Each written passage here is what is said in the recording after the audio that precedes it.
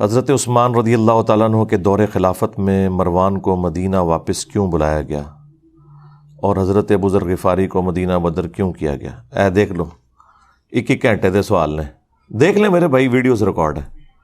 اور کیا جب حضرت عثمان نے اپنے رشتہ داروں کو حکومتی عہدے دیے اس وقت ملوکیت کی بنیاد نہیں رکھ دی گئی تھی؟ دیکھیں، وہ اس طرح کے جو ڈیسیژن حضرت عثمان کے وہ ملوکیت کی طرف لے جانے والے تو بن گئے بعد میں، تو ظاہر ہے جب بھی ڈاؤن فال شروع ہوتا ہے تو اچانک نہیں ہوتا، گریجولی ہوتا ہے، یہ نیچرل ہے، اچانک کچھ بھی نہیں تبدیلی آتی۔ اس کو سپورٹیو حدیث ہے نا ابو داؤد اور ترمذی کے اندر کہ نبی صلی اللہ علیہ وآلہ وسلم نے خواب دیکھا تھا اور اس خواب کے بعد آپ بہت پریشان ہو گئے تھے۔ خواب آپ نے یہ دیکھا کہ آسمان سے ایک ترازو اتری ہے، یہ میں نے اپنے کربلا والے ریسرچ پیپر میں بھی خواب ڈالا ہوا ہے، اور اس ترازو میں سیدنا ابو بکر اور حضرت عمر کو تولا گیا۔ پہلے نبی الاسلام اور حضرت ابو بکر تھے، نبی الاسلام کا پلڑا بھاری تھا، پھر سیدنا ابو بکر اور سیدنا عمر کو تولا گیا، حضرت ابو بکر کا پلڑا بھاری تھا، اس کے بعد پھر سیدنا عمر اور عثمان کو تولا گیا تو حضرت عمر کا پلڑا بھاری تھا، پھر وہ ترازو اوپر اٹھا لی گئی۔ تو اس حدیث میں یعنی موجود ہے کہ نبی الاسلام اس خواب سے پریشان ہوئے، اور ساتھ حدیث کے اندر یہ درج ہے کہ نبی الاسلام کو یہ اشارہ دیا گیا تھا کہ آپ کے بعد خلافت بتدریج ملوکیت میں بدل جائے گی۔ یعنی حضرت عثمان غنی رضی اللہ تعالیٰ عنہ کے مبارک دور سے پہلے معاملات بڑے صحیح چلیں گے۔ حضرت عمر فاروق رضی اللہ تعالیٰ عنہ کی مینجمنٹ آپ کو پتہ ہے کتنی اسٹرانگ تھی، اس لیے ان کا پلڑا بھاری رہا اور پھر وہ میزان اٹھا لیا گیا۔ اس حدیث کو سپورٹیو حدیث بخاری مسلم کے اندر بھی موجود ہے، جو نبی الاسلام کے مبارک زمانے میں ایک شخص نے خواب دیکھا تھا۔ اب یہ خواب کوئی بزرگوں والے بیان نہیں ہو رہے، ہم تو خوابوں کے خلاف ہیں کہ خوابوں سے تو نہیں کوئی دین ثابت ہوتا، لیکن پیغمبر کا خواب وحی الہی ہوتا ہے، وہ اسی طریقے سے ہے جیسے اللہ اسے بتا رہا ہے، اس میں شیطان کی کوئی دخل نہیں ہے۔ بخاری مسلم میں حدیث ہے نا کہ خواب نبوت کا 46واں حصہ ہے، تو انبیاء کے جو خواب ہیں وہ ڈیفینیٹ ہوتے ہیں، وحی الہی۔ سورہ الصافات میں آیا کہ حضرت ابراہیم علیہ السلام نے خواب میں دیکھا تھا کہ میں اپنے بیٹے کی قربانی کر رہا ہوں، تو اسی پہ انہوں نے پھر حضرت اسماعیل کو آمادہ کیا۔ یعنی خواب کے اوپر ایک بندے کو قتل کرنا، اس کے اوپر آمادہ ہو جانا، یہ صرف اسی صورت میں ہے کہ جب وہ وحی الہی ہو، ورنہ تو کوئی انسان دوسرے انسان کو ناحق قتل نہیں کر سکتا بغیر کسی وجہ کے۔ دو ہی استثناء آئی ہیں، فساد فی الارض یا قتل کے بدلے قتل۔ اسی لیے آپ دیکھیں جو حضرت موسیٰ اور خضر کا واقعہ آیا ہے سورۃ الکہف کے اندر، اس میں بھی جب وہ بچے کو قتل کر دیتے ہیں، حضرت موسیٰ علیہ السلام اس پر اعتراض کرتے ہیں کہ تم نے نفس کے بغیر ایک دوسرے نفس کو قتل کر دیا۔ تو وہ تو خیر مسئلہ تقدیر کا ایشو تھا، وہ اللہ تعالیٰ نے فرشتوں کے ذریعے موت لینی ہوتی ہے، چاہے حضرت اسرائیل علیہ السلام آئے یا ان کے بہاف کے اوپر حضرت خضر وہ ڈیوٹی پوری کریں۔ اس سے کسی انسان کا دوسرے انسان کو قتل کرنا ثابت نہیں ہوتا۔ تو انبیاء کرام کے جو خواب ہیں وہ وحی الہی ہوتے ہیں۔ انبیاء کے بعد بخاری مسلم میں آیا کہ میری وفات کے بعد اب نبوت کی خبروں میں صرف مبشرات باقی ہیں۔ پوچھا گیا مبشرات کیا ہیں، تو آپ علیہ السلام نے فرمایا کہ خواب۔ پھر بخاری مسلم میں ہی آیا ہے کہ خواب کی 3 اقسام ہیں، یا تو اللہ کی طرف سے ہوگا یا وہ شیطان کی طرف سے، اور ساتھ ایک تابعی کا قول ابن سیرین کا نقل کیا ہے امام بخاری امام مسلم نے، انہوں نے اسی کی چھوٹی کیٹیگری بتائی کہ یا وہ نفس کی طرف سے ہوگا پھر خواب، یعنی جو انسان سوچتا ہے بعض اوقات وہی چیز خواب کی شکل میں اسے نظر آ جاتی ہے۔ اور ایٹیچیوڈ یہ ہے کہ جب اچھا خواب دیکھیں اللہ کا شکر ادا کریں، اور اگر کوئی برا خواب دیکھتے ہیں تو آپ بائیں طرف 3 دفعہ تھوک دیں، اور اس کا ذکر بھی کسی کے ساتھ نہ کریں، برا خواب اگر کسی کو آتا ہے تو۔ اب یہاں پر اللہ کے محبوب صلی اللہ علیہ وآلہ وسلم کا خواب میں نے بیان کیا، ابو داؤد سے، ترمذی سے، مسند احمد میں بھی یہ خواب موجود ہے۔ ایک اور خواب جو رسول اللہ کے مبارک زمانے میں آیا، وہ حدیث بخاری اور مسلم دونوں میں ہے، وہ میں نے کربلا والے ریسرچ پیپر میں ڈالی ہوئی ہے۔ اس حدیث میں یہ آتا ہے کہ ایک شخص نے خواب دیکھا کہ آسمان سے گھی اور شہد ٹپک رہا ہے اور ایک سائبان بادل نے سایہ کیے ہوئے ہیں اور ایک رسی بھی لٹک رہی ہے۔ تھوڑی دیر بعد نبی صلی اللہ علیہ وآلہ وسلم وہ مبارک رسی پکڑتے ہیں اور اوپر چڑھ جاتے ہیں آسمان پہ، اور وہ جو شہد اور گھی ٹپک رہے ہیں نا، لوگ اپنے اپنے برتن کے مطابق اس میں سے بھر کے اپنے گھروں کو بھی لے کے جا رہے ہیں۔ یہ خواب بخاری میں بھی ہے اور مسلم کے اندر بھی۔ پھر ایک اور شخص اس رسی کو پکڑتا ہے اور وہ بھی آسمان پہ چڑھ جاتا ہے، اور پھر ایک تیسرا شخص اس رسی کو پکڑتا ہے اور آسمان پہ چڑھ جاتا ہے۔ یعنی نبی صلی اللہ علیہ وآلہ وسلم کے بعد دو اور اشخاص ہیں جو اس رسی کو پکڑ کے آسمان پہ چڑھ جاتے ہیں۔ جب چوتھا شخص پکڑتا ہے، یعنی نبی علیہ السلام اور دو اور لوگ اور پھر ایک چوتھا شخص، تو وہ رسی ٹوٹ جاتی ہے۔ پھر حدیث کے الفاظ ہیں کہ اس شخص نے خواب میں دیکھا کہ وہ رسی دوبارہ سے اس شخص کے لیے جوڑ دی جاتی ہے اور وہ شخص بھی اوپر چڑھ جاتا ہے۔ جب یہ خواب سنانے والا نبی علیہ السلام کی بارگاہ میں حاضر ہوا تعبیر پوچھنے کے لیے، تو آپ کی تو مبارک عادت تھی کہ آپ فجر کے بعد خوابوں کی تعبیر ارشاد فرمایا کرتے تھے۔ اب یہ وہ سنت ہے جس پہ آج کوئی عمل نہیں کر سکتا، نہ کوئی اس کے اوپر کوئی تماشا کھڑا کر سکتا ہے۔ ظاہر ہے کہ خواب چونکہ نبوت کی خبروں سے ہیں، تو نبی علیہ السلام کے مبارک زمانے میں تو وحی کا سلسلہ رکا نہیں تھا، تو اللہ کے نبی کو وحی کی تائید حاصل تھی، آپ خواب کی تعبیر بیان فرما سکتے تھے۔ آج کوئی بھی کرے گا تو وہ اسیسمنٹ ہوگی، غلط بھی ہو سکتی ہے، صحیح بھی ہو سکتی ہے، جب تک کہ وہ خواب کوئی شکل اختیار نہ کر لے اور ایگزیکٹلی ویسا ہو نہ جائے۔ باقی تو ساروں کی اسیسمنٹ ہے، صحیح بھی غلط بھی، وثوق سے نہیں کوئی کہہ سکتا۔ ہم سے بھی لوگ یہاں اکیڈمی میں رابطہ کرتے ہیں، جی یہ خواب آیا، جی تعبیر بتائیں۔ ہم انہیں کہتے ہیں بھائی تعبیر بتانے والا چلا گیا دنیا سے، اس کی قبر مدینے میں صلی اللہ علیہ وآلہ وسلم۔ اس کے بعد جتنے بھی واقعات ہیں وہ تو آپ دیکھیں، اتنے بڑے بڑے تعبیر بتانے والے لوگ مصر کے اندر موجود تھے، لیکن جب اس مصر کے بادشاہ کو خواب آیا تو تعبیر تو حضرت یوسف علیہ السلام نے ہی بتائی ہے نا، اور اس میں قرآن میں واضح ہے کہ اللہ تعالیٰ نے انہیں علم سکھایا تھا۔ تو انبیاء تک تو یہ معاملہ درست ہے۔ اس کے بعد لوگوں نے تب آزمائی کی ہے، کچھ چیزیں ابن سیرین کی طرف منسوب کی ہوئی ہیں، وہ ایک تعبیر الرؤیا کتاب بھی ملتی مارکیٹ کے اندر، ایک تابعی تھے محمد ابن سیرین، ان کی طرف منسوب ایک کتاب ہے، وہ کتاب ہی لوگوں نے رکھی ہوئی ہوتی ہے، وہ آپ بار بار اس میں سے کوئی 8-10 خواب کی تعبیرات بیان کرنا شروع کر دیں روز کی، تو کچھ عرصے بعد آپ اس قابل ہو جائیں گے کہ قرآن و سنت کے مطابق نہیں، اس کتاب کے مطابق آپ لوگوں کو تعبیر بیان کر دیں۔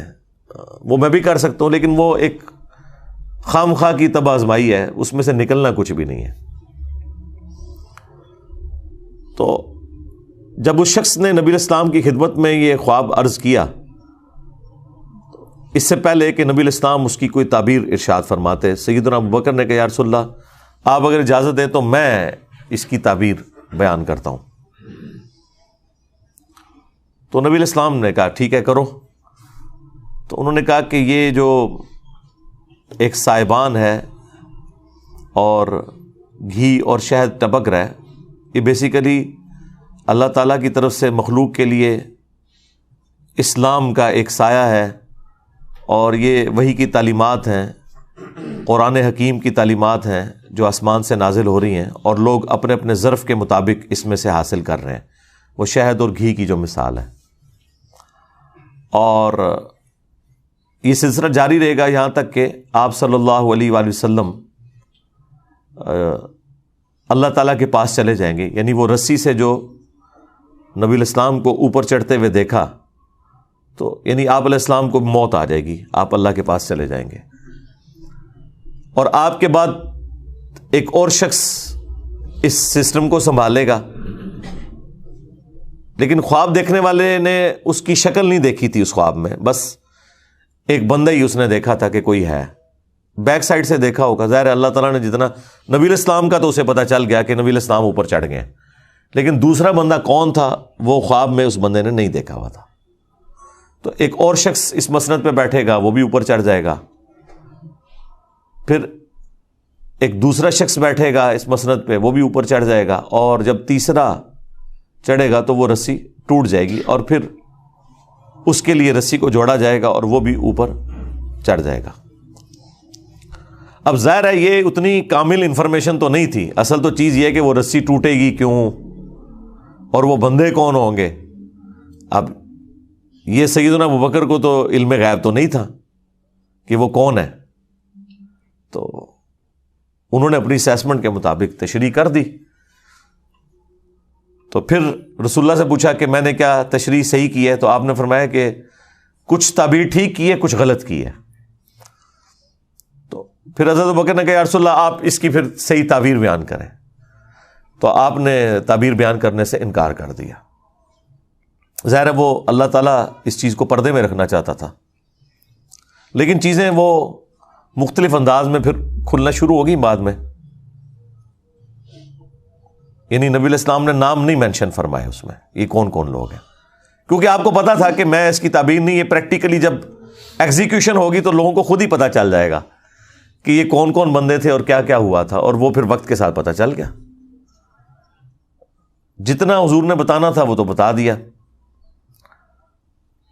پھر سیدنا ابوبکر نے کہا کہ میں آپ کو اللہ کی قسم دیتا ہوں آپ اس کی تعبیر ضرور بیان کریں, کیونکہ حضرت ابوبکر کو بھی پتہ چل گیا تھا کہ یہ کوئی عام خواب تو نہیں ہے. نبی علیہ السلام کے بعد مختلف لوگوں کا اس مسند پہ بیٹھنا, اور 3 بندے ہوں گے, 2 تو صحیح اسی طریقے پہ چل جائیں گے, لیکن تیسرے کی دفعہ رسی ٹوٹ جائے گی. تو یہ کوئی وہ تیسرا جو بندہ ہے نا, وہ اس بندے کے بارے میں پتہ ہونا زیادہ ضروری تھا, جس کو پکڑتے ہی وہ رسی ٹوٹ جائے گی. وہ رسی کیوں ٹوٹے گی, یہ بڑا ایک حیران کن معاملہ تھا. پہلے 2 کا نہ بھی پتہ چلتا, تیسرے بندے کا تو پتہ چلنا چاہیے تھا کہ وہ کون ہے کہ جس کے وہ رسی پکڑتے وہ رسی ٹوٹ گئی ہے, جو کہ پہلے 3 بندوں کی دفعہ نہیں ٹوٹی, نبی علیہ السلام اور 2 اور لوگ. اوورآل یہ چوتھا تھا, لیکن رسول اللہ کے بعد جو 3 ہیں ان میں سے یہ تیسرا تھا. تو ظاہر ہے وہ بعد میں پتہ چل کے حضرت عثمان غنی تھے رضی اللہ تعالیٰ عنہ, چونکہ وہ آپ نے پرچی لکھی ہے تو وقت نے تو پھر بتا دیا. ابو داؤد میں ترمذی میں حدیث ہے, میرے بعد خلافت علی منہاج النبوہ 30 سال تک رہے گی. اور پھر وہ راوی حدیث کہتے ہیں کہ گنو, ابو بکر کے 2 سال, عمر کے 10 سال, عثمان کے 12 سال اور علی کے 6 سال. تو وہ تابعی پوچھتا ہے کہ یہ بنو امیہ کے لوگ تو حضرت علی کو خلیفہ ہی نہیں مانتے, بنو زرقا نیلی آنکھوں والے. تو حضرت سفینہ کو غصہ آیا, انہوں نے فرمایا کہ یہ ان کی پیٹھ سے جھوٹ نکلا ہے. سچ تو یہ ہے کہ ان کی جو حکومت ہے یہ شریر ترین بادشاہت ہے. اب بعض لوگ کہتے ہیں کہ حضرت سفینہ نے چونکہ یزید کا زمانہ پایا تھا تو وہ یزید کی طرف اشارہ کر رہے تھے, حالانکہ یہ بالکل غلط ہے, کیونکہ اسی حدیث کا ایک طریق مسند ابی داؤد طیالسی کے اندر بھی ہے اور مصنف ابن ابی شیبہ میں. اس میں آگے الفاظ ہیں کہ وہ راوی حدیث پوچھتا ہے حضرت سفینہ سے, نبی علیہ السلام کے آزاد کردہ غلام سے, کہ اگر خلافت 30 سال تک ہے تو حضرت معاویہ کا اسٹیٹس کیا ہے, ڈائریکٹ نام لے کے. تو اس کا مطلب ہے کہ وہ بات وہیں سے سٹارٹ ہو رہی تھی. تو حضرت سفینہ نے فرمایا کہ معاویہ مسلمانوں کے پہلے بادشاہ ہیں, یعنی وہ خلیفہ راشد نہیں ہے, نہ خلیفہ ہے نہ خلیفہ راشد ہیں, وہ بادشاہ ہیں. ویسے آپ حکمران کے معنوں میں خلیفہ چاہے شہباز شریف کو کہہ لیں, نواز شریف کو کہہ لیں, زرداری کو کہہ لیں, عمران خان کو کہہ لیں, لیکن وہ جو ایک ٹرم ہے نا خلیفہ کی, وہ اس پہ پورے نہیں اترتے. وہ مسلمانوں کے پہلے بادشاہ ہیں. اور مصنف ابن ابی شیبہ میں الفاظ ہیں کہ یہ لوگ سخت گیر بادشاہ ہیں اور ان کا پہلا بادشاہ معاویہ ابن ابی سفیان ہے. اب اس میں انہوں نے پہلے کا نام بھی لے دیا، یعنی وہ یزید سے بات شروع نہیں کی، انہوں نے یزید کے والد سے بات شروع کی. تو یہ بالکل کلیئر تھا. اور مسند احمد کی حدیث کے اندر تو الفاظ ہیں کہ نبی الاسلام کے دنیا سے اٹھائے جانے کے بعد خلافت علی منہاج النبوہ ہوگی، اور پھر اللہ تعالیٰ جب تک چاہے گا اس کو بھی رکھے گا، پھر اسے بھی اٹھا لے گا، اور پھر اس کے بعد کاٹ کھانے والی ملوکیت، یعنی اپنے دشمنوں کو کاٹنے والی، وہ آ جائے گی. پھر وہ بھی اللہ تعالیٰ جب تک چاہے گا وہ رہے گی.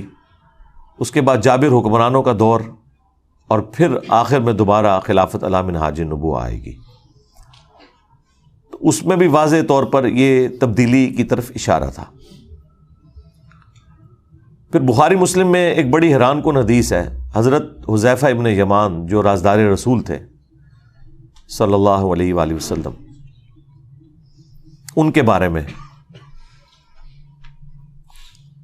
وہ اپنے شاگردوں میں بیٹھے ہوئے تھے. تو حضرت عمر فاروق رضی اللہ تعالیٰ عنہ اس وقت امیر المومنین تھے اپنے دور خلافت کے اندر. تو وہ وہاں ان کے پاس آئے، تو انہوں نے لوگوں کی موجودگی میں حضرت حذیفہ سے کہا کہ حذیفہ ذرا مجھے وہ حدیث سناؤ جو تم نے رسول اللہ سے فتنوں کے متعلق سنی ہے کہ حضور کی وفات کے بعد فتنے آئیں گے. تو انہوں نے کہا کہ وہ تو بہت ساری احادیث ہیں. تو حضرت عمر نے کہا نہیں، میں اس بڑے فتنے کی بات کر رہا ہوں جو سمندر کی موجوں کی طرح آئے گا. آج کے دور میں آپ سمجھ لیں سونامی کی طرح ایک بڑا فتنہ مسلمانوں کے اوپر نبی الاسلام کے بعد. تو حضرت حذیفہ نے کہا اے امیر المومنین، آپ کو اس فتنے سے کوئی ڈر نہیں ہے، اس لیے آپ تو بے فکر رہیں، آپ کا اس فتنے سے کوئی لینا دینا نہیں، آپ اس فتنے میں مبتلا نہیں ہوں گے. تو البتہ فتنوں اور امت کے درمیان ایک دروازہ ہے، جب تک وہ دروازہ نہیں کھلے گا نا وہ فتنے اس امت پہ آئیں گے ہی نہیں. تو سیدنا عمر نے کہا کہ مجھے بتاؤ وہ دروازہ کھولا جائے گا یا توڑا جائے گا؟ تو حضرت حذیفہ ابن یمان نے کہا کہ وہ دروازہ کھولا نہیں جائے گا، اسے توڑا جائے گا، یعنی زبردستی وہ دروازہ ہٹایا جائے گا جس کی وجہ سے امت کے اوپر فتنے اور آزمائشیں شروع ہو جائیں گی. تو بس یہ گفتگو کر کے حضرت عمر وہاں سے چلے گئے. اب شاگردوں کو پھر کھلبلی مچ گئی کہ کوڈ ورڈز میں باتیں کر رہے ہیں کہ سمندر کی موجوں کے مانے دیکھ فتنہ آئے گا، ٹھیک ہے جی، اور وہ ایک دروازہ ہے جسے توڑا جائے گا، کھولا نہیں جائے گا. تو آبویس ہے کہ جو پاس لوگ بیٹھے تھے انہوں نے کہا حضرت یہ آپ لوگ آپس میں جو معرفت کی باتیں کر رہے ہیں یہ ہمیں بھی ذرا بتائیں کہ یہ کیا باتیں آپ آپس میں کر رہے ہیں. تو بخاری مسلم میں الفاظ ہیں، حضرت حذیفہ ابن یمان کہتے ہیں کہ حضرت عمر تو ویسے ہی مجھ سے پوچھ رہے تھے، وہ مجھ سے بہتر جانتے ہیں اس حدیث کے متعلق، اور وہ جو دروازہ ہے نا جسے توڑا جائے گا وہ خود حضرت عمر تھے جنہیں قتل کر دیا جائے گا اور اس امت کے اوپر فتنے شروع ہو جائیں گے. تو یہ حدیث بخاری مسلم کی بالکل واضح ثبوت ہے کہ اس امت پہ جو فتنے ہیں ان کا آغاز سیدنا عمر کی شہادت سے ہوا. یعنی حضرت عمر کے مبارک دور تک مینجمنٹ اتنی اسٹرانگ تھی کہ کہیں سے فتنہ داخل نہیں ہو سکا، اور حضرت عمر کی شہادت کے بعد امت میں فتنے شروع ہو گئے. اس لیے وہ مولانا اسحاق صاحب صحیح فرمایا کرتے تھے رحمہ اللہ تعالی کہ حضرت ابو بکر اور عمر کی جو خلافتیں ہیں یہ خلافت محفوظہ ہے، یعنی اسپیشل پروٹیکشن ہے اللہ تعالیٰ کی طرف سے. اور حضرت عثمان اور حضرت علی کی جو خلافتیں ہیں یہ خلافت مفتونہ ہے، یعنی فتنوں کا دور ہے. یعنی خلیفہ برے نہیں تھے، لیکن بہرحال زمانے میں ایسا تغیر لوگوں کے اعتبار سے آ گیا کہ وہ خلافت مفتونہ بن گئی، فتنوں کا دور بن گیا. اب آپ دیکھیں کتنا بڑا ظلم ہے. جو لوگ بھی اس ٹاپک کے اوپر بولتے ہیں نا،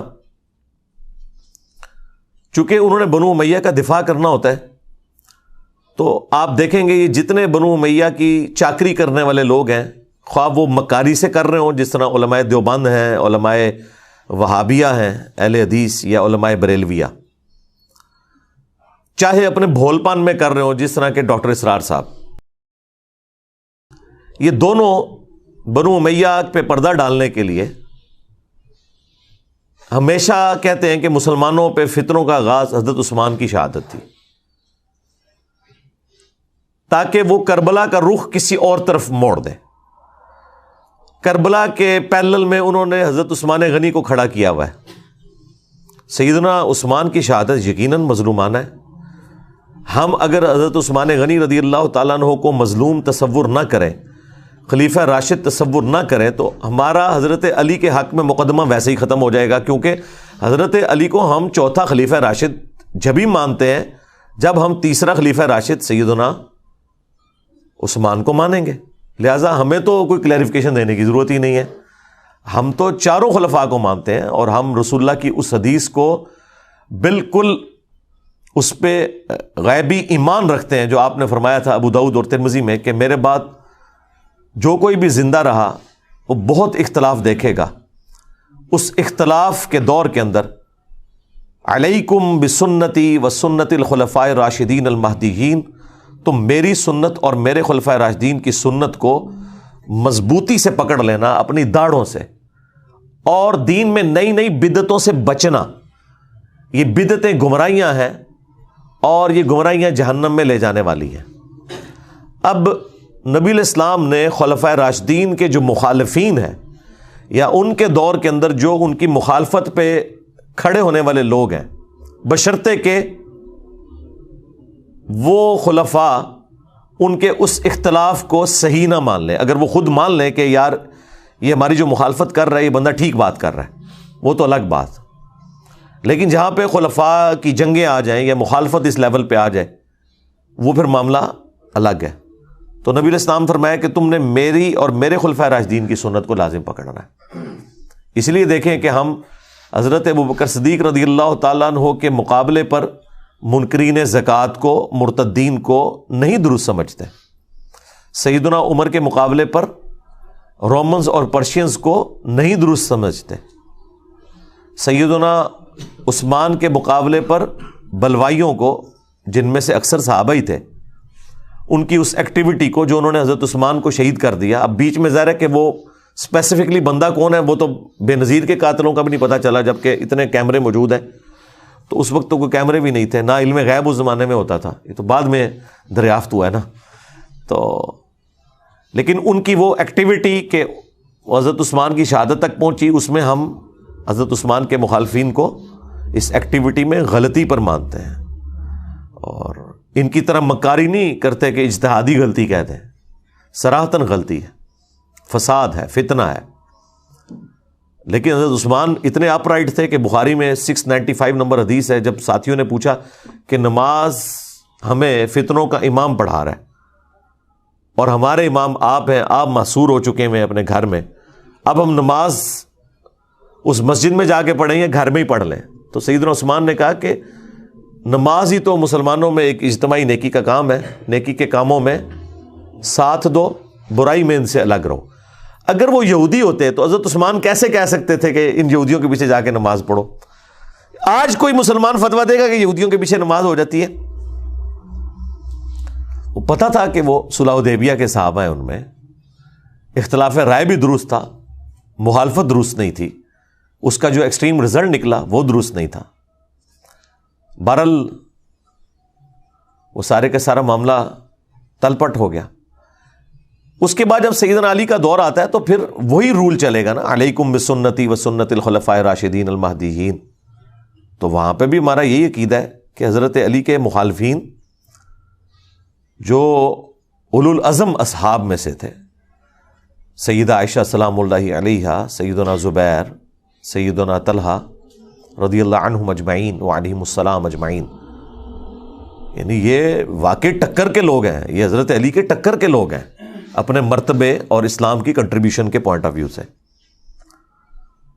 اس بڑے لیول پہ نہ ہو لیکن ایٹ لیسٹ یعنی سابقون الاولون میں آنے والے لوگ ہیں۔ تو ان کا احترام اپنی جگہ ہے. اور دیکھ لیں اللہ نے اصحاب جبل کو مرنے سے پہلے توبہ کی توفیق بھی دے دی ہے. سیدہ عائشہ بھی، سیدنا طلحہ بھی، زبیر بھی، یہ سب لوگ توبہ کر کے مرے ہیں، میدان جنگ چھوڑ گئے ہیں حضرت طلحہ اور زبیر رضی اللہ عنہما وعلیہم السلام.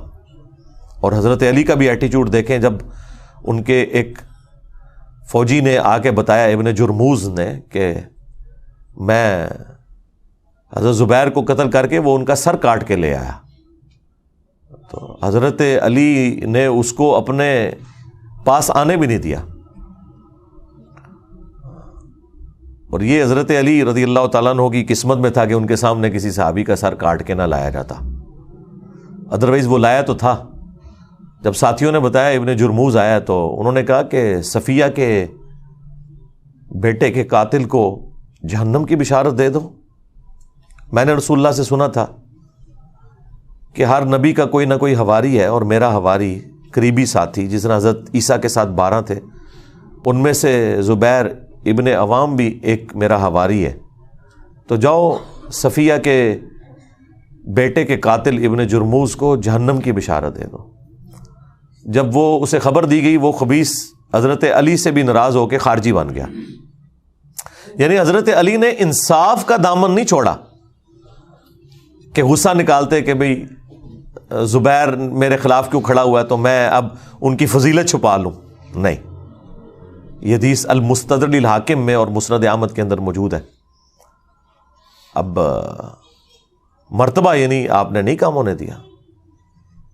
پھر مصنف ابن ابی شیبہ میں ہے، حاکم کے اندر موجود ہے، فضائل صحابہ احمد بن حنبل کی کتاب میں حضرت طلحہ کا بیٹا ملنے آیا حضرت علی کو، تو حضرت علی نے ان کی دلجوئی کے لیے فرمایا کہ میں اللہ سے امید کرتا ہوں کہ یہ سورۃ الحجر کی جو آیت نمبر 47 ہے کہ اللہ تعالیٰ اہل ایمان کے دلوں سے ایک دوسرے کے خلاف غل اگر کوئی آ گیا، کوئی میل آ گیا، وہ نکال دے گا. ظاہر انسان نہیں کسی کے خلاف میل نکال سکتا، یہ ذہن میں رکھیے گا.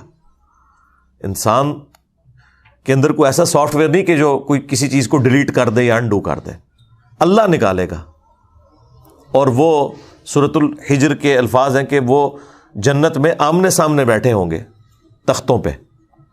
آمنے سامنے انسان اس وقت بیٹھ سکتا ہے جب ایک دوسرے سے نظریں نہ چرائے، یعنی اس لیول تک اللہ تعالیٰ ان کے دلوں کو پاک کر دے گا. تو حضرت طلحہ کے بیٹے سے محمد ابن طلحہ سے سیدنا علی نے فرمایا کہ میں اللہ سے امید کرتا ہوں کہ یہ حدیث میرے طلحہ، زبیر اور عثمان بن عفان کے بارے میں ہوگی کہ اللہ تعالیٰ ہمارے دلوں میں جو ایک دوسرے کے لیے میل آ گیا وہ نکال دے گا. حضرت عثمان کا بھی ذکر اس میں کیا ہے، یعنی وہ بات پیچھے سے سٹارٹ ہوئی ہوئی تھی. حضرت علی کو تو پتا تھا نا کہ معاملہ کہاں سے گریجولی سٹارٹ ہوا ہے، لیکن بہرحال حضرت علی ٹالریٹ بھی کرتے تھے، سمجھاتے بھی تھے. بخاری میں حدیث ہے، محمد ابن حنفیہ کہتے ہیں کہ ان کے سامنے کسی نے حضرت علی کے بارے میں کوئی نازیبا الفاظ بولے کہ بھئی، اب وہ الفاظ امام بخاری نے نقل نہیں کیے. امام بخاری کی ایک شرافت ہے، وہ چند ایک الفاظ سکپ کر دیتے ہیں، لیکن ظاہر ہے ذہین لوگ تو پہچان لیتے ہیں کہ کوئی بات ایسی ضرور ہوئی ہے کیونکہ اگلے الفاظ اس کو سپورٹ کر دیتے ہیں. ہاں، ابن حنفیہ، محمد ابن حنفیہ جو حضرت علی کے بیٹے تھے، حنفیہ نامی عورت سے، ان کے الفاظ امام بخاری نے نقل کیے اور حدیث سٹارٹ وہاں سے کیے ہیں کہ محمد بن حنفیہ کہتے ہیں کہ میرے باپ نے اگر کبھی مخالفت کرنی ہوتی نا عثمان کی تو اس دن کرتا. تو اس سے پہلے بھی تو کوئی واقعہ ہوا ہوگا نا جس کو وہ کہہ رہے تھے، وہ پھکی دے رہے تھے نا کسی کو، تو ظاہر ہے وہ اسی بات میں پھکی دے رہے ہوں گے کہ بھئی تیرا ابا جڑا نا وہ حضرت عثمان دے مخالفین ہی شامل سی. اس کے علاوہ تو اور کوئی جملہ نہیں ہو سکتا. جبھی وہ اپنے باپ کی صفائی پیش کر رہے ہیں کہ اگر میرا باپ عثمان کے مخالف ہوتا تو سب سے زیادہ حق تھا اس دن مخالف ہوتا. اب یہ الفاظ بخاری میں، اور پھر وہ آگے محمد حنفیہ وہ بتاتے ہیں کہ جب حضرت عثمان کے گورنروں کی شکایت حضرت علی کو کی گئی کہ یہ مال غنیمت میں بیت المال میں خرد برد کرتے ہیں، تو حضرت علی رضی اللہ تعالیٰ عنہ نے رسول اللہ کی لکھی ہوئی ایک تحریر مجھے دی اور کہا کہ بیٹا یہ جا کے عثمان کو دو اور کہو کہ اپنے گورنروں کو یہ رسول اللہ کی لکھی ہوئی تحریر بھیجیں کہ وہ بیت المال میں جو تقسیم ہے وہ اس کے مطابق کریں. یہ حدیث بخاری میں ہے, یہ کوئی کہانی شریف نہیں ہے ناسبیوں کی لکھی ہوئی, یہ بخاری شریف ہے. کم از کم 2 طرق تو آئے ہیں اس کے بخاری میں. میں نے کربلا ریسرچ پیپر میں یہ حدیث بھی ڈالی ہوئی ہے حضرت عثمان کی شہادت کے اسباب میں.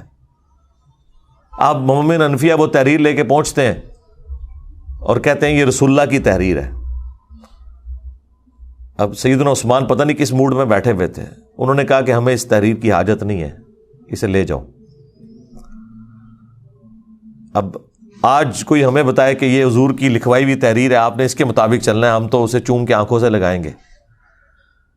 لیکن اس طرح کا ایٹیچیوڈ, اس کے بعد انسان کو غصہ ہی آئے گا نا. اس لیے مومن حنفیہ کہہ رہے تھے کہ وہ دن تھا کہ میرا باپ عثمان کے خلاف کھڑا ہوتا کہ اس نے رسول اللہ کی تحریر کو اس طرح واپس کیا.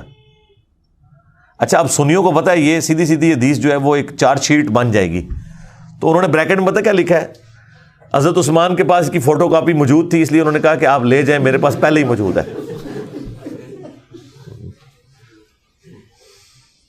تو اندازہ کرو ایک کولوں وچ پایا ہوا ہے. تو اب اگر کسی کو بخاری شریف پڑھ کے بخار چڑھے تو وہ پھر اپنا بخار اسی طرح ہی نکالے گا نا.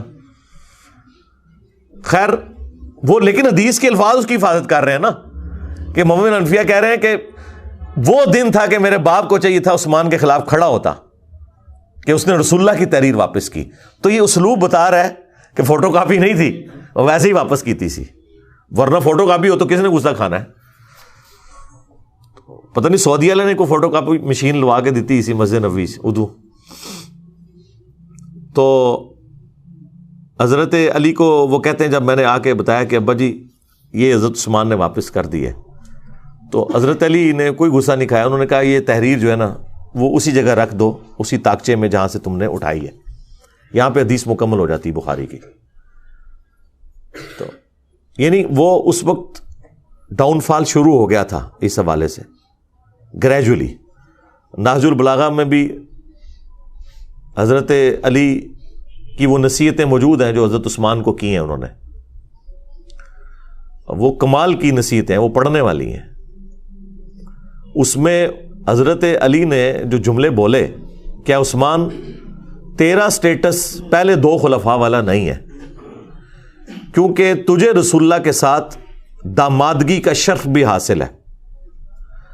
سیدنا عثمان کا داماد رسول ہونا نہج البلاغہ میں شیعہ کی کتاب میں ثابت ہے, اسی نصیحت کے اندر جو ان کا خطبہ کہہ لیں یا مکتوب کہہ لیں. تو حضرت علی حضرت عثمان کو سمجھاتے ہوئے یہ کہہ رہے ہیں کہ پہلے 2 خلفاء سے زیادہ تمہاری ذمہ داری ہے, کیونکہ تم رسول اللہ کے داماد بھی ہو. داماد تو بیٹوں کی جگہ ہوتا ہے. تو یہ جو تمہاری شکایتیں تمہارے گورنروں کی آتی ہیں تمہارے پاس, ان کے طرف توجہ دے کے ان ایشوز کو ریزالو کرو. وہ کرتے بھی تھے. بخاری مسلم دونوں میں آیا کہ وہ ایک بھائی تھا ان کا, عقبہ ابن ابی معیط کا بیٹا ولید بن عقبہ, اس نے شراب پی کے فجر کی 4 فرض پڑھا دیے. بخاری میں بھی ہے, مسلم میں بھی ہے, حضرت عثمان والے چیپٹر میں ہے بخاری کے اندر, اور مسلم میں شراب کی حرمت والے چیپٹر میں, اور مسلم میں پورا وہ واقعہ تفصیل کے ساتھ ہے. جب وہ سلام پھیر کے فارغ ہوا تو لوگوں نے کہا کہ یہ تو نماز تو نے ٹھیک نہیں پڑھائی ہے. تو اس نے کہا اگر کم پڑھا دی ہے تو میں اور پڑھا دینا, حالانکہ پہلے ہی انہیں 2 فالتو پڑھائی ہیں سب. پھر لوگوں کو شک پڑا تو جناب وہ تو دور تھا بڑا مبارک, ادھر کوئی سوچ سکتا ہے نمازی جناب جو تھے وہ آگے آ کے اس کے پاس بیٹھ کے اس کا منہ سونگھنا شروع کر دیا. ادھر کوئی گورنر کے قریب بھی کو لگ سکتا ہے, لیکن ظاہر ہے کہ اس وقت گورنر کو ایک سمجھا جاتا تھا کہ وہ سرونٹ ہے عوام کا. یہ تو آج حکمرانی کا کانسیپٹ ہے نا, ادھر تو خلیفۃ المسلمین بھی اکاؤنٹیبل ہوتا تھا عوام کو, تو گورنر تو شاہی کوئی نہیں. تو جب وہ سونگا تو شراب کی بدبو آ رہی تھی, لوگوں نے پتہ چل گیا جناب کہ یہ تو شراب پی ہے. انہوں نے جناب اسے پکڑ کے گورنر کو اتار کے ابو موسیٰ اشعری کو گورنر لگا دیا اور کہا کہ واپس جا مدینہ، حضرت عثمان کو خط بھجوا دیا کہ یہ اپنا تحفہ واپس قبول کریں جو آپ نے ہم پہ مسلط کیا تھا. تو اور یہاں سے مینجمنٹ کمزور ہوگی کہ خلیفہ وقت کے ہوتے ہوئے عوام ڈیسیژن کر رہی ہے کہ وہ خلیفہ سے پوچھے بغیر اس کا گورنر ہٹا رہی ہے خود ہی عدالت لگا کے، اور اس کی جگہ ایک نیا گورنر لگا رہی ہے. یعنی یہ اسلام کی تاریخ میں یہ سٹارٹ تھا حضرت عثمان کی خلافت کی کمزوری کا، جو ان کے دور خلافت میں آئی کہ لوگوں نے قانون ہاتھ میں لینا شروع کر دیا. خیر جب وہاں پہنچا تو حضرت عثمان نے کہا کہ میں لوگوں کی چیما گوئیاں سن رہا ہوں کہ یہ اب اپنے بھائی کو سزا نہیں دے گا، تو میں تو اسے نہیں چھوڑوں گا. دربار لگایا گیا، حضرت علی چیف جسٹس تھے. حضرت علی کو حضرت عثمان نے کہا لگائیں اس کو کوڑے جتنے بنتے ہیں اس کے. تو حضرت علی نے حسن ابن علی سے کہا کہ بیٹا اٹھو اور 40 کوڑے لگاؤ اسے. تو حضرت حسن نے کہا کہ جو ان کی میٹھی کھاتا ہے وہی کڑوی چکھے، یعنی حضرت عثمان کی طرف اشارہ کیا کہ عثمان اس کا بینیفیشری ہے اس حوالے سے کہ انہوں نے اپنے ریلیٹیوز کو گورنری کے عہدے پہ لگایا ہوا ہے. باقی ظاہر ہے ان سے کوئی کھاتے پیتے تو نہیں تھے، لیکن ظاہر ہے ایک رشتہ داری تو وہ نبھا رہے تھے. تو اب کڑوی بھی یہی چکھے، کیونکہ اس زمانے میں قبائلی تعصب بہت زیادہ تھا. بنو امیہ بنو ہاشم کی لڑائیاں تو رسول اللہ کی بعثت سے پہلے سے تھیں، ان کا آپس کا جیلسی فیکٹر. تو اس کی طرف ان کا اشارہ تھا کہ میں یہ کام نہیں کروں گا. تو حضرت علی نے اس کا کوئی برا نہیں مانا. حضرت حسن وہاں سے چلے گئے، باپ کی بات نہیں مانی، آپ اندازہ کریں. اور یعنی اس سے آپ اندازہ کریں گے اس زمانے میں کتنا ان گورنروں کے بارے میں نفرت پائی جاتی تھی. تو مسلم شریف کے الفاظ ہیں، پھر حضرت علی نے اپنے دوسرے بیٹے عبداللہ ابن جعفر، جو بھتیجا بھی لگتا تھا اور بیٹا بھی، بیٹا اس لیے کہ اس کی والدہ کے ساتھ حضرت جعفر کی وفات کے بعد حضرت ابو بکر نے شادی کی تھی، اس سے محمد بن ابی بکر پیدا ہوئے تھے، اور وہ بھی حضرت علی کے زیر کفالت تھے. یہ 2 بیٹے تھے بڑے لاڈلے، محمد بن ابی بکر اور عبداللہ بن جعفر، جو والدہ کی طرف سے تھے. اور عبداللہ بن جعفر کو تو اپنی بیٹی زینب بھی دے دی حضرت علی نے، وہ داماد بھی بنے بعد میں. تو کہا عبداللہ اٹھ اور لگا کوڑے. جب 40 ہوئے تو انہوں نے کہا بس 40 ٹھیک ہیں. رسول اللہ 40 لگواتے تھے، حضرت ابو بکر بھی 40، حضرت عمر نے 80 کر دیے تھے، کیونکہ اس زمانے میں لوگ زیادہ شراب پینا شروع ہو گئے تھے. ظاہر ہے جب آپ کی وظیفے لگ جائیں، دنیا کے مال کی ریل پیل ہو جائے. بخاری مسلم میں موجود ہے کہ حضرت عمر کے زمانے میں شراب پینا زیادہ ہو گئی تھی ایز کمپیئر ٹو حضرت ابو بکر کے دور کے. کوئی مال آ گیا تھا، کام کرنے کو کوئی نہیں، تو پھر یہی کچھ ہی ہوگا نا. تو حضرت عمر نے اس کی سزا تعزیراً حضرت علی کے مشورے سے بڑھا کے 80 کوڑے کر دی. وہ قرآن سے ڈیڈکٹ کی تھی کہ جو کسی عورت کے اوپر تہمت لگائے اس کی سزا 80 کوڑے ہے سورہ نور میں. تو حضرت علی نے کہا کہ جو بندہ شراب پیتا ہے وہ پھر ہر بندے پہ تہمت ہی لگاتا ہے، اسے پتہ تو ہوتا ہی نہیں وہ کیا کر رہا ہے. تو 80 کوڑوں کی سزا مقرر کی گئی. یہاں پہ بھی حضرت علی نے 80 کوڑے لگوا سکتے تھے حضرت عمر کی سنت پہ عمل کرتے ہوئے، لیکن کہا بس 40 بہت ہے، ٹھیک ہے، معافی کر دی. انہوں نے کہا نہیں 40 ہی ٹھیک ہے، مجھے دونوں پسند ہیں.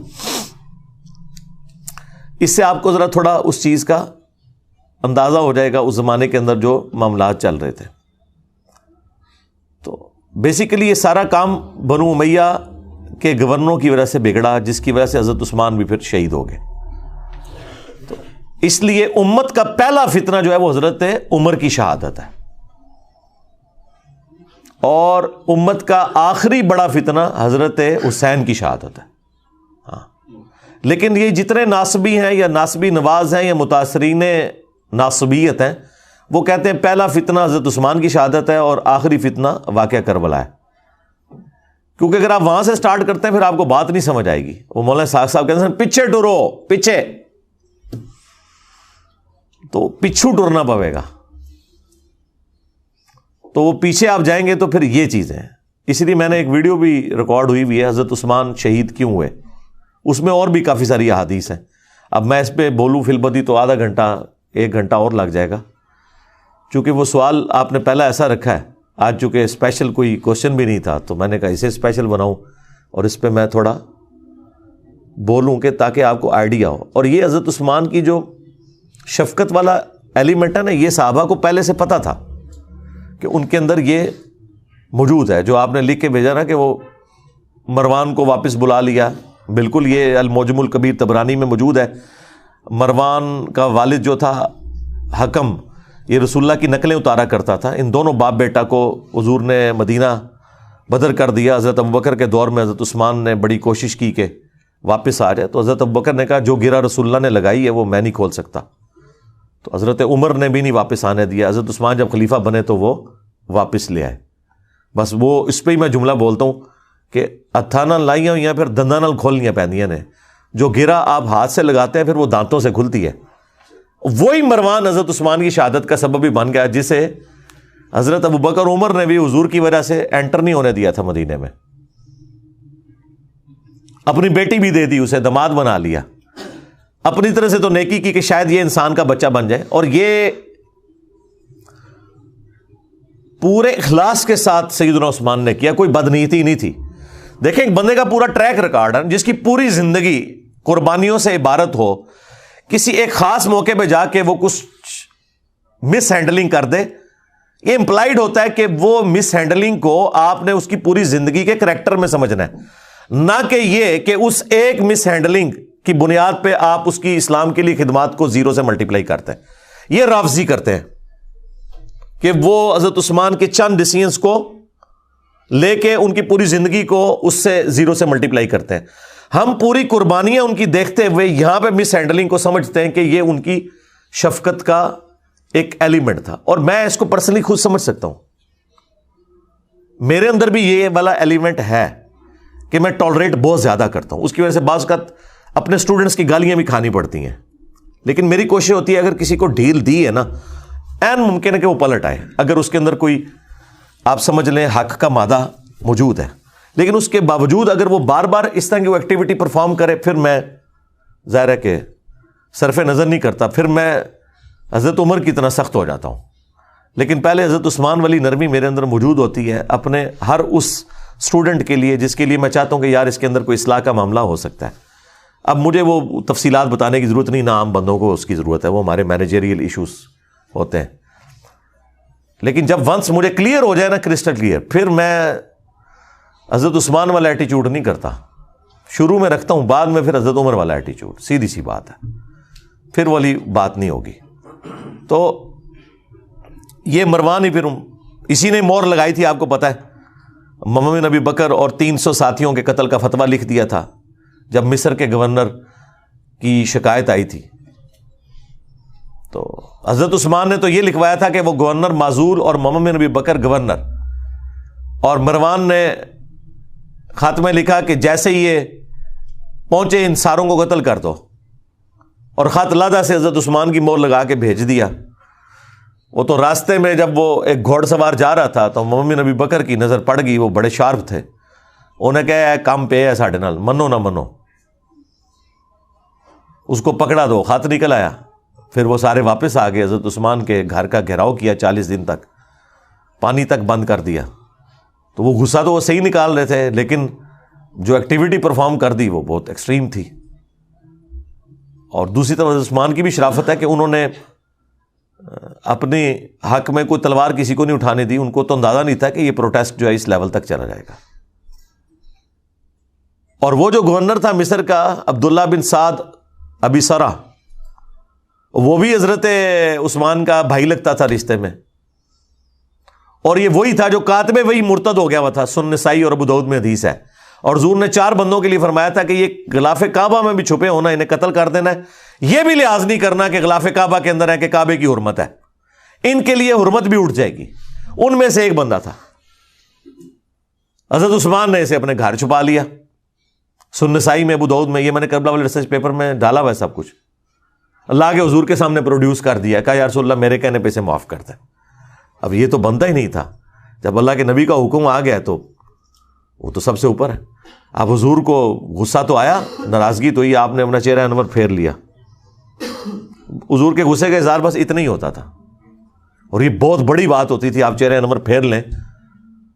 حضرت عثمان دوسری طرح سے آیا, یا رسول اللہ میرے کہنے پہ معاف کر دیں. ٹھیک ہے, 3 دفعہ ریکویسٹ کی, آپ چہرہ پھیرتے رہے. 4تھی دفعہ حضور نے کہا چلو ٹھیک ہے.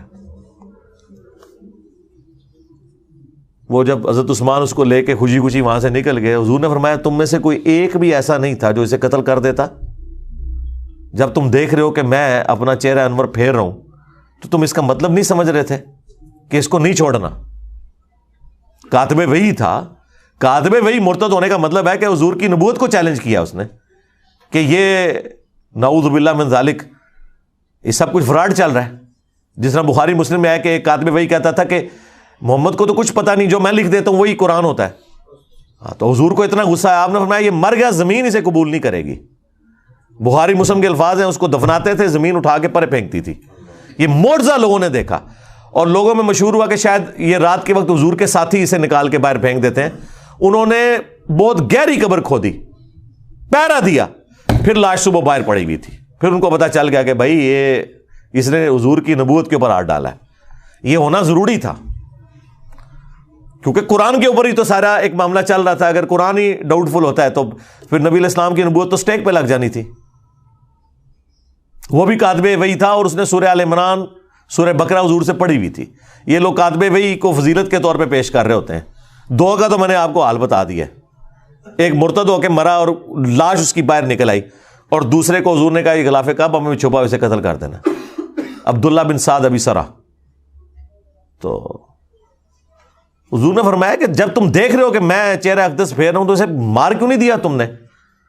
تو صحابہ نے کہا یا رسول اللہ آپ ایک دفعہ ہمیں آنکھ سے یوں کر کے اشارہ کر دیتے نا تو ہم اسے نہ چھوڑتے. آپ نے فرمایا نبی کے لیے شایع نہیں کہ وہ آنکھ سے اشارہ کرے.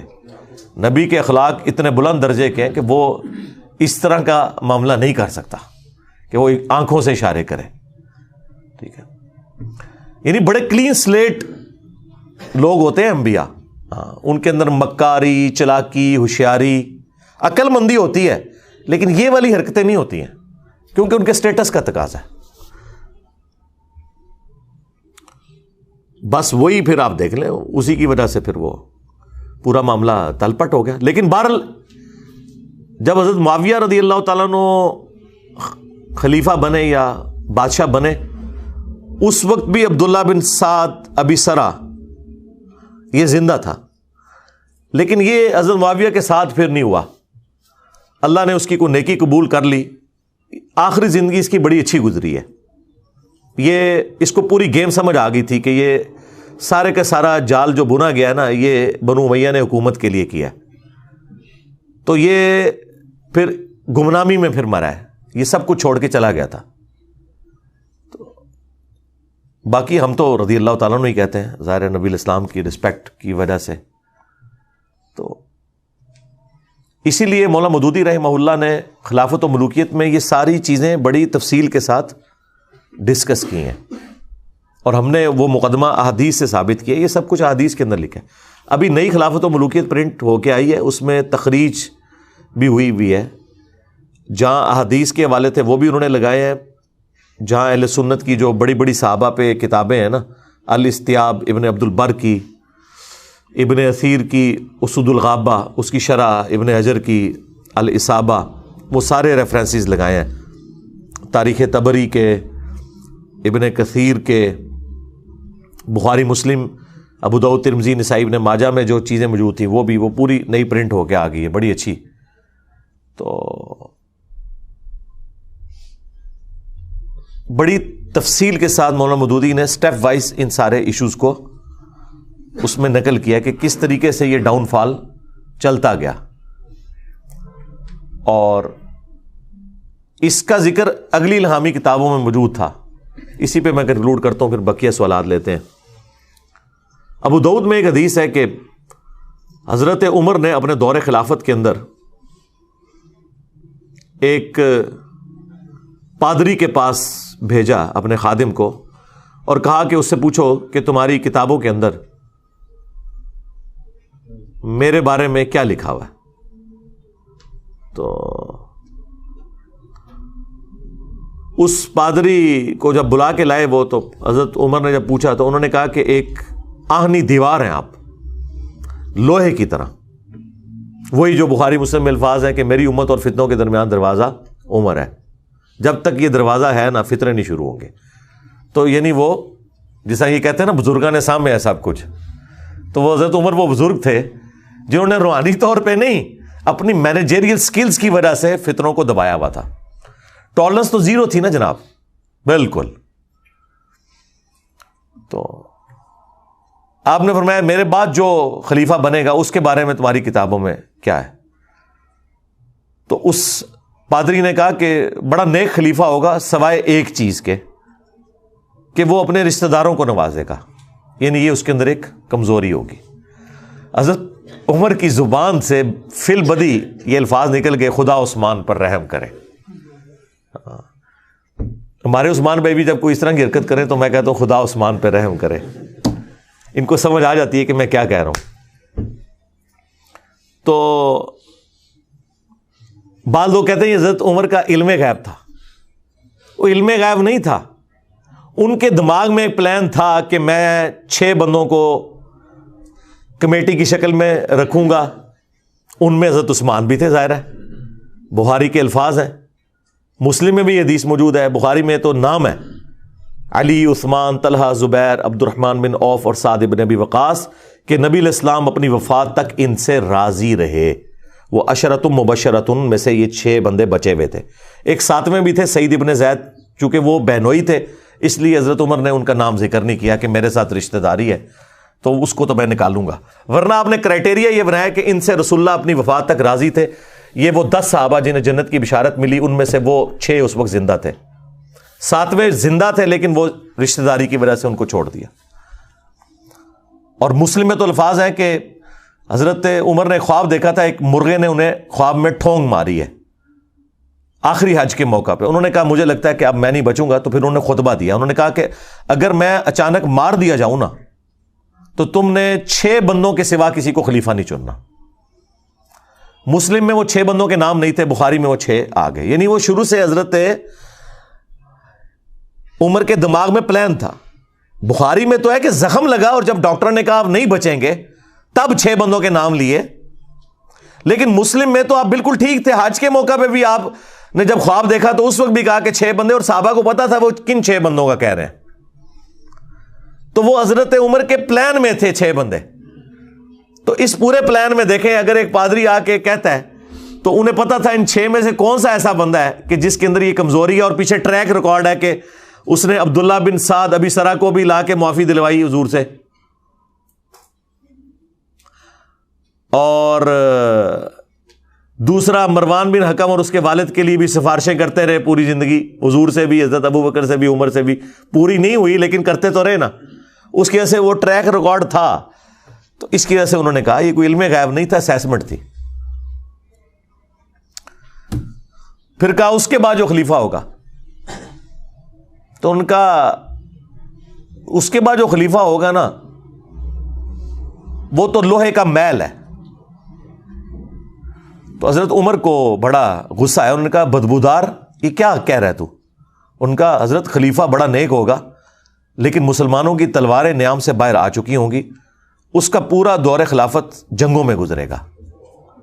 اور وہ دیکھ لیں حضرت علی کا دور خلافت, جنگ جمل, صفین, نہروان, یہ اگلی کتابوں میں بھی چیزیں موجود تھیں, اور بھی کافی ساری چیزیں, لیکن وہ پھر سینسر میں کر دیتا ہوں.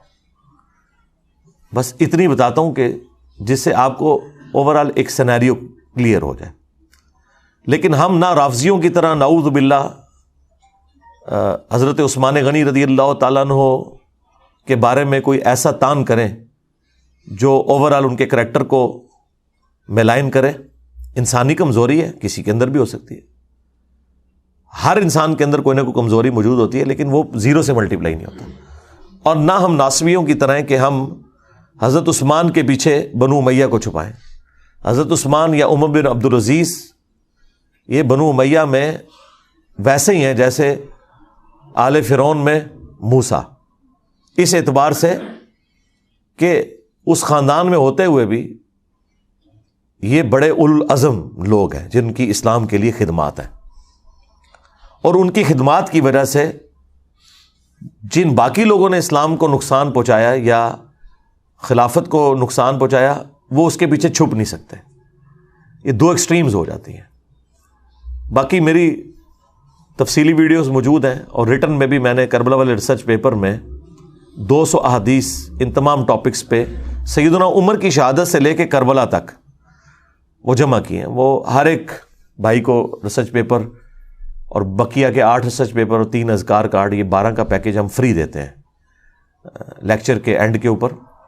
اور پوری دنیا سے لوگ رابطہ کر سکتے ہیں یہاں، لیکن ایڈریس پاکستان کا دینا ہوگا. تو ہم فری بھجواتے ہیں، صرف TCS کا 500 کا خرچہ آتا ہے ہمارا، باقی ہم دیتے فری ہیں. وہ آپ منگوا سکتے ہیں 032159000162. صبح 9 سے شام 5 بجے تک یہ فون کھلا ہوتا ہے، آپ رابطہ کر سکتے ہیں. اس پہ واٹس ایپ بھی بنا ہوا ہے، تو وہ آپ کو ریسرچ پیپرز فری بھجوا دیں گے. تو وہ آپ پڑھیں اور PDF ڈاؤن لوڈ کر لیں ahlsunnatpak.com سے. اور یہ تو ماشاءاللہ ریسرچ پیپر عربی میں بھی ہے، اردو میں بھی، انگلش میں بھی، ہندی میں بھی، بنگلہ زبان کے اندر بھی ہے اللہ کے فضل سے، فارسی کے اندر بھی ہے. تو جس زبان میں کو پڑھنا چاہتا ہے وہ پڑھے. اس میں نے پوری ترتیب کے ساتھ، اور ایک حدیث بھی کوئی ایسی نہیں ہے جسے کسی محدث نے صحیح نہ کہا ہو. یہ ہو سکتا ہے کہ کچھ احادیث ایسی ہیں جن کو شیخ البانی صحیح کہتے ہیں اور شیخ زبیر صاحب اسے ضعیف سمجھتے ہیں، کچھ کو شیخ زبیر صاحب صحیح کہتے ہیں اور البانی صاحب ضعیف سمجھتے ہیں، کچھ احادیث کو امام ذہبی صحیح سمجھتے ہیں، کوئی اور ضعیف کہہ دیتا ہے، کچھ کو امام حاکم صحیح سمجھتے ہیں، امام ذہبی ضعیف سمجھتے ہیں. لیکن تحقیم میں نے ساتھ لکھی ہوئی ہے کہ فلاں محدث کے نزدیک یہ حدیث صحیح ہے.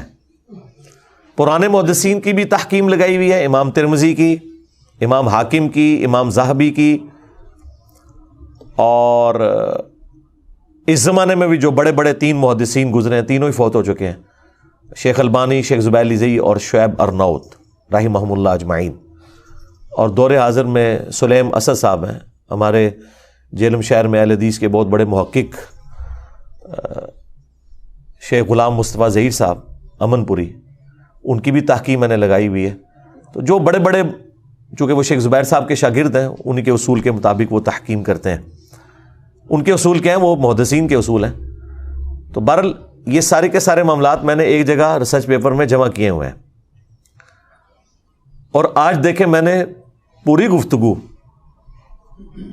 غامدی اور طارق جمیل سٹائل میں کی ہے، تاکہ کوئی یہ گھلا نہ کرے کہ انجینئر صاحب بڑی سخت زبان استعمال کرتے ہیں. تو دیکھیں میں نے یہ سارے ٹاپک آپ کو آرام سے بھی سمجھا دیے ہیں. جنہوں نے سمجھنے ہوں گے وہ اس سے بھی سمجھ لیں گے، جنہوں نے نہیں سمجھنے وہ اس سے بھی نہیں سمجھیں گے، کیونکہ ان کا مسئلہ کچھ اور ہے. تو مسئلہ یہ نہیں ہے کہ لہجہ سخت ہے یا نرم ہے، مسئلہ یہ ہے کہ بات کے اندر وزن ہے یا نہیں، اس کے اوپر ایمفسائز ہونا چاہیے.